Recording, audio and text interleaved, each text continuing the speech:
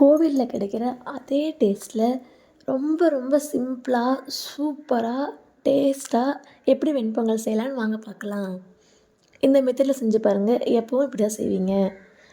இந்த கிளாஸில் 1 கிளாஸ் அளவுக்கு அரிசி எடுத்துருக்கேன். அதனால் இதில் பாதி கிளாஸ் அளவுக்கு பருப்பு எடுத்துக்கோங்க.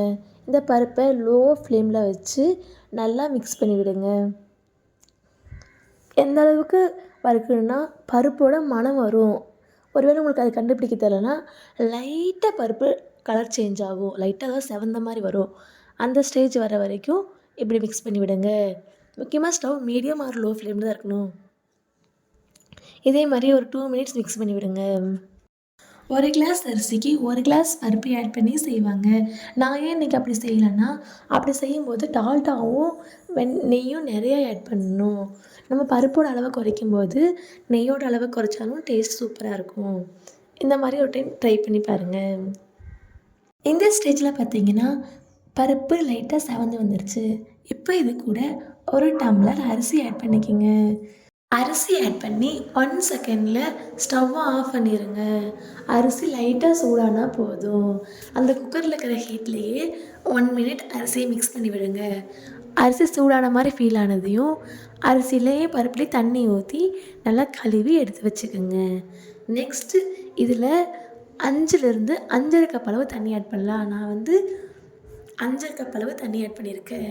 நீங்கள் பொங்கல் செஞ்ச உடனே சாப்பிட்றீங்கன்னா 5 கப் அளவு தண்ணி ஆட் பண்ணுங்கள். பொங்கல் செஞ்சு ஒரு 1/2 அன் ஹவர் கழித்து சாப்பிட்றீங்கன்னா 5.5 கப் அளவு தண்ணி ஆட் பண்ணுங்கள். கரெக்டாக இருக்கும். இது கூடவே 2 பச்சை மிளகாய், கொஞ்சமாக உப்பு, கொஞ்சமாக பெருங்காயத்தூள், 1 டேபிள் ஸ்பூன் நெய் ஆட் பண்ணி நல்லா மிக்ஸ் பண்ணி விடுங்க. உப்பு டேஸ்ட் பண்ணி பார்த்துட்டு பத்தலைன்னா ஆட் பண்ணிவிட்டு கரெக்டாக சேர்த்துக்குங்க. உங்களோட டேஸ்ட்டுக்கு ஏற்ற மாதிரி உப்பு ஆட் பண்ணிக்கோங்க. சில ஹோட்டல்ஸில் சில டைம் நம்ம சாப்பிட்ற வெண்பொங்கல் லைட்டாக மஞ்சள் கலர் மாதிரி இருக்கும். உங்களுக்கு அந்த மாதிரி வேணும்னா இந்த டைமில் கொஞ்சமாக மஞ்சள்தூள் ஆட் பண்ணிக்கோங்க. நான் இன்றைக்கி ஆட் பண்ணல. இந்த அளவில் தண்ணி ஆட் பண்ணால் பொங்கல் நல்லா கொல கொலன்னு இருக்கும். அங்கங்கே முழு முழு சாப்பாடாகவும் இருக்கும். இப்போ இதை மூடி போட்டு மூடி 3லேருந்து 4 விசில் வரைக்கும் விட்டுருங்க. 4 விசில் அடித்ததுக்கப்புறம் ஓப்பன் பண்ணி பார்க்கும்போது மேலே லைட்டாக தண்ணி இருக்குது. இது இன்னும் 1/2 அன் ஹவரில் கரெக்டாக இருக்கும். அப்படியே ஒரு கலக்கி விடுங்க. பொங்கல் நல்லா வெந்திருக்கு. அப்படியே எடுத்து டேஸ்ட் பண்ணி பாருங்கள்.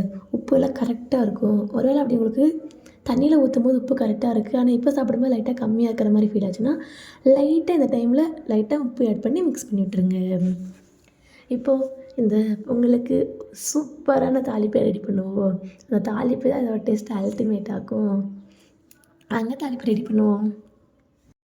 ஒரு பேனில் 1 டேபிள் ஸ்பூன் நெய் ஆட் பண்ணிக்கோங்க. ஒரு 3 டேபிள் ஸ்பூன் ஆயில் ஆட் பண்ணிக்கோங்க.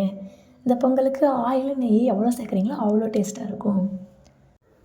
இஞ்சியை குட்டி குட்டியாக கட் பண்ணி ஃபஸ்ட்டாக எண்ணெயில் ஆட் பண்ணிடுங்க.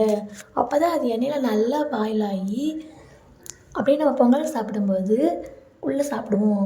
பெருசாக கட் பண்ணால் எடுத்து வச்சுருவோம். எப்பவுமே இஞ்சி எடுத்து வைக்கிற மாதிரி இருக்கக்கூடாது. நம்ம பொங்கல் சாப்பிடும்போது அதுவும் சேர்ந்து உள்ளே போகிற மாதிரி இருக்கணும். இப்படி எண்ணெயில் பபிள்ஸாக வரும் இஞ்சி உள்ளே போட்டதையும். இந்த பபிள்ஸ் எல்லாம் ஆஃப் ஆகிற வரைக்கும் ஸ்டவ்வை லோ ஃப்ளேமில் வச்சு மிக்ஸ் பண்ணி விட்டுட்டே இருங்க. இந்த ஸ்டேஜில் பார்த்தீங்கன்னா பபிள்ஸ் எல்லாம் இல்லாமல் இஞ்சி நல்லா பாயில் ஆயிடுச்சு. இப்போ இது கூட 1 டீஸ்பூன் சீரகம், 2 டீஸ்பூன் மிளகு ஆட் பண்ணிக்கோங்க. மிளகு ஆட் பண்ணதையும் கொஞ்சம் தள்ளி நின்றுக்குங்க. ஏன்னா அது ஒரு மாதிரி மேலே தெரிக்கும். அப்புறம் ஒரு கை ஃபுல்லாக முந்திரி பருப்பு எடுத்து ஆட் பண்ணிக்கோங்க. இந்த தாளிப்பு ஃபுல்லாகவே லோ ஃப்ளேமில் வச்சு தான் பண்ணணும். அப்போ தான் எதுவுமே கருகாது. அதே போல் தான் முந்திரி பருப்பும் லோ ஃப்ளேமில் இருக்கும்போது தான் ஃபுல்லாக நல்லா வேகும். மீடியம் ஃப்ளேம்லேயோ ஹை ஃப்ளேம்லேயோ இருந்துச்சுன்னா மேலே வெந்துடும், உள்ளே வேகாது. ஒரு வேளை உள்ளே வேக வெயிட் பண்ணால் மேலே கருகிரும். அதனால் தாளிப்பை ஃபுல்லாமே லோ ஃப்ளேம்லேயே வச்சு பண்ணுங்கள். ஃபைனலாக அதில் கொஞ்சமாக பெருங்காயத்தூள் ஆட் பண்ணிவிட்டு கருவேப்பிலை ஆட் பண்ணிடுங்க. கருவேப்பிலை ஆட் பண்ணினதையும் ஒரு மாதிரி தெரிக்கும். அதனால் மூடி போட்டு மூடிடுங்க. ஸ்டவ்வை ஆஃப் பண்ணிடுங்க. இப்போ இந்த தாளிப்பு எடுத்து நம்ம ரெடி பண்ணி வச்சுருந்த பொங்கலில் ஆட் பண்ணி அப்படியே ஒரு கிண்டு கிண்டு கிண்டு கிண்டுன்னு கிண்டி சாப்பிட்டா அவ்வளோ டேஸ்ட்டாக இருக்கும். இதே மாதிரி ட்ரை பண்ணி பாருங்கள், சூப்பராக இருக்கும். அதாவது சிம்பிளாக ஈஸியாக சூப்பராக இருக்கும். ஃபைனல் டச்சாக எல்லாத்தையும் நல்லா கிண்டி முடித்ததையும் பொங்கலில் மறுபடியும் ஒரு ஸ்பூன் நெய்யை மேலே தடவி விட்டு பரிமாறுங்க. சூப்பராக இருக்கும். உங்கள் வீட்டில் எப்பவும் இப்படி தான் செய்வீங்க. இதே மெத்தடில் செஞ்சு பார்த்துட்டு உங்களுக்கு பிடிச்சிருந்துச்சுன்னா மறக்காமல் கமெண்ட் பண்ணுங்கள். அப்படியே நம்ம சேனலை லைக் பண்ணுங்கள், ஷேர் பண்ணுங்கள், சப்ஸ்கிரைப் பண்ணுங்கள். தேங்க்யூ ஃபார் வாட்சிங்.